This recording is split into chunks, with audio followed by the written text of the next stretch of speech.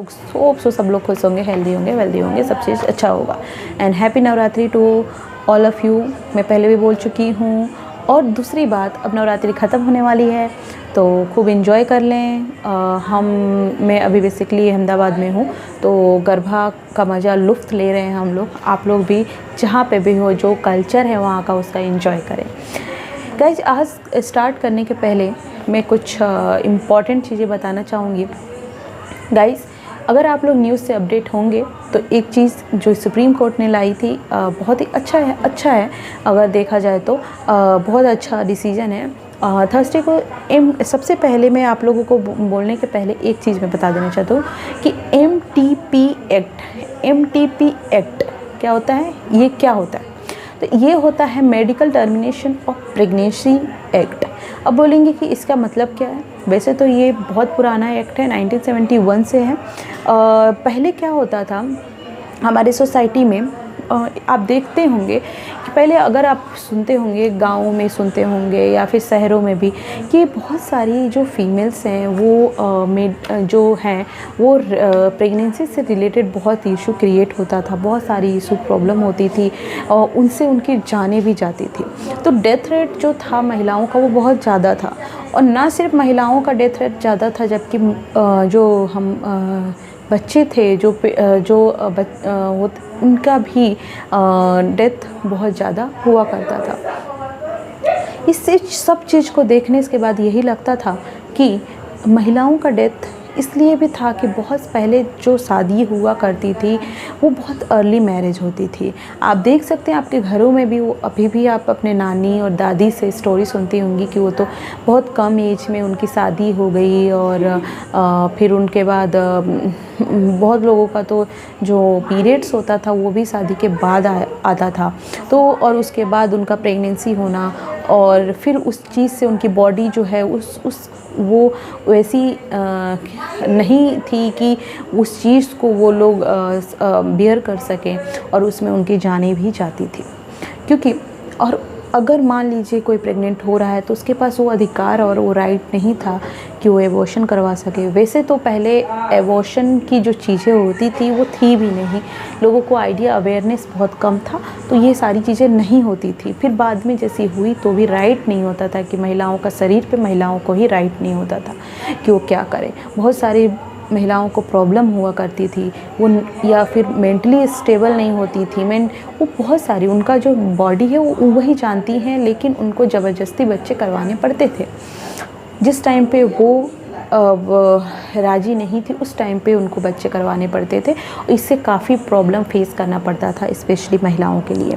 तो इस सब चीज़ देखते हुए 1971 में एक एक्ट आया, एमटीपी एक्ट। उसमें ये बोला गया कि महिलाएं चाहें तो वो एबॉर्शन करवा सकती हैं। अब वो और उनके हस्बैंड साथ मिल के अपनी सलाह से दोनों एबॉर्शन करवा सकती हैं। दूसरी बात उसमें मेंशन था कि ये जो रूल है वो मैरिड वुमेन के लिए ही होना चाहिए और वो 20 वीक तक एबॉर्शन करवा सकती हैं। जैसे जैसे ये एक्ट बहुत सारी चीज़ें, सबसे पहले तो अवेयरनेस की इतनी कमी होती है कि बहुत सारी चीज़ें लोग जानते भी नहीं हैं। इस चीज़ को लेकर के 2021 में कुछ अमेंडमेंट किया गया। बोला गया कि क्या एमटीपी जो एक्ट है, मेडिकल टर्मिनेशन प्रेगनेंसी एक्ट, क्या उसमें कुछ चेंजेस लाना चाहिए। ये चेंज लाने का तब सोचा गया कि एक स्टोरी में बताती हूँ। ये 25 ईयर ओल्ड वीमेंस की एक महिला है, 25 ईयर ओल्ड्स, उनकी ये स्टोरी है। वो और उनके पार्टनर लिव इन रिलेशनशिप में रहते थे और लिव इन रिलेशनशिप में रहते हुए वो प्रेग्नेंट हुई। लेकिन उसके बाद उनका जो पार्टनर था वो मैरिज करने से इनकार कर दिया, रिफ्यूज़ कर दिया कि हम शादी नहीं कर सकते हैं। उस केस में उसने सोचा कि बच्चा है मेरे पेट में, जो मैं प्रेग्नेंट हूँ, उसको मैं कंटिन्यू नहीं करूँगी क्योंकि उसका जो पार्टनर था वो शादी से करने से इनकार कर दिया था। उस केस में उसने एबॉर्शन का सोचा। उसने लेकिन उसको एबॉर्शन करने की अनुमति नहीं थी। क्यों? रीज़न था कि वो अनमैरिड थी। उसने हाई कोर्ट में भी अपील की, हाई कोर्ट ने इसे डिनाई कर दिया। फिर वो सुप्रीम कोर्ट गई और उसने ये सारी चीज़ें बताई। उस चीज़ को ध्यान में रखते हुए बहुत सारी चीज़ें सोची गई।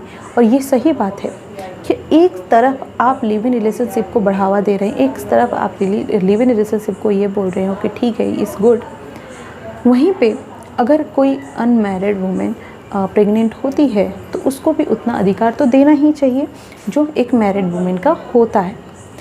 क्योंकि बॉडी सबकी इक्वल होती है, वो मैरिड हो या अनमैरिड हो। अगर मैं बात करूं, आप कॉन्स्टिट्यूशन की बात करें तो आर्टिकल 14 को एक पढ़ें।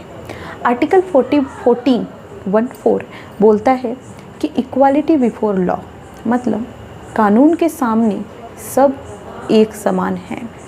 ना आप कोई डिस्क्रिमिनेशन नहीं कर सकते हैं, आप जेंडर के अकॉर्डिंग डिस्क्रिमिनेशन नहीं कर सकते हैं, आप रिलीजन के अकॉर्डिंग डिस्क्रिमिनेशन नहीं कर सकते हैं, आप कम्युनिटी के अकॉर्डिंग डिस्क्रिमिनेशन नहीं कर सकते। इक्वालिटी बिफोर लॉ मीन्स कानून के सामने सब समान है। अगर मैरिड और अनमैरिड वुमेन में फ़र्क किया जाए तो फिर ये आर्टिकल 14 का उल्लंघन माना जाएगा।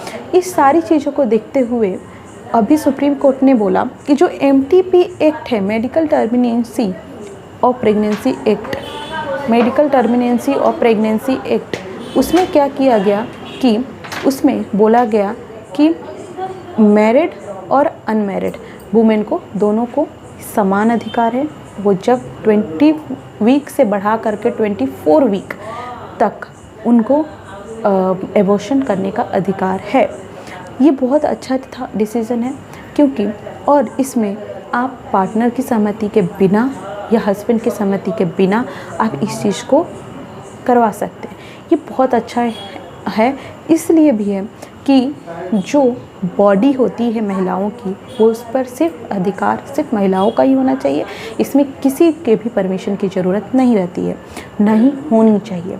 क्योंकि बहुत सारे केसेस होते हैं जिसमें महिलाएं तैयार नहीं होती हैं, महिलाएं फिज़िकली मेंटली नहीं होती हैं, या फिर कुछ ऐसे भी प्रॉब्लम होती हैं जो नहीं चाहती हैं उस टाइम पे, तो ये सारी चीज़ें उनको राइट है कि वो ऐसा कर सकती हैं।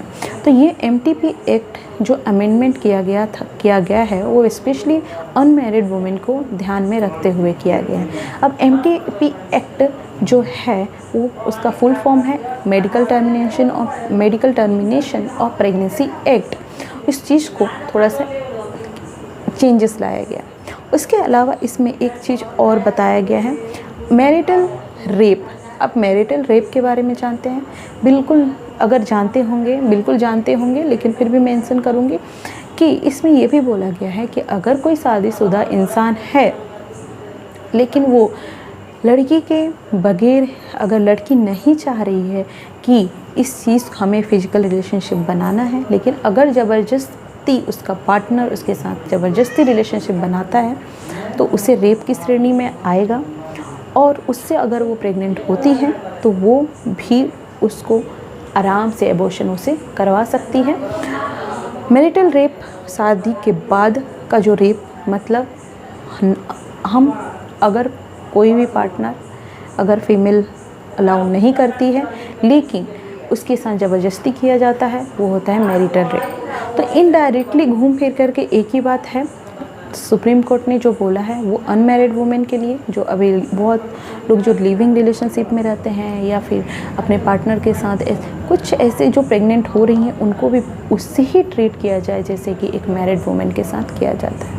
क्योंकि बहुत सारे केसेस में ऐसा होता है कि अगर वो अनमैरिड हैं तो हॉस्पिटल में बहुत सारे क्वेश्चन आंसर्स पूछे जाते हैं, उनके साथ ऐसा ट्रीट नहीं किया जाता है जो एक मैरिड वुमेन के साथ होता है। तो वो सारी चीज़ें जो डिस्क्रिमिनेशन किया जाता है उस चीज़ को हटाने की कोशिश की गई है, जो कि अच्छा एक पहल है। दूसरी बात अगर मैं बात करूं तो मैं मैरिड हो या अनमैरिड, उन दोनों से ये सारी चीज़ें बहुत अच्छी है, सेफ्टी के लिए बहुत अच्छी है, हर चीज़ के लिए बहुत अच्छी है। लेकिन एक इमोशन से अगर हमें बात करूं तो ये बोलूँगी वो मैरिड हो या अनमैरिड हो, हमें सावधानी से जो भी चीज़ें है उस चीज़ को यूज़ करें।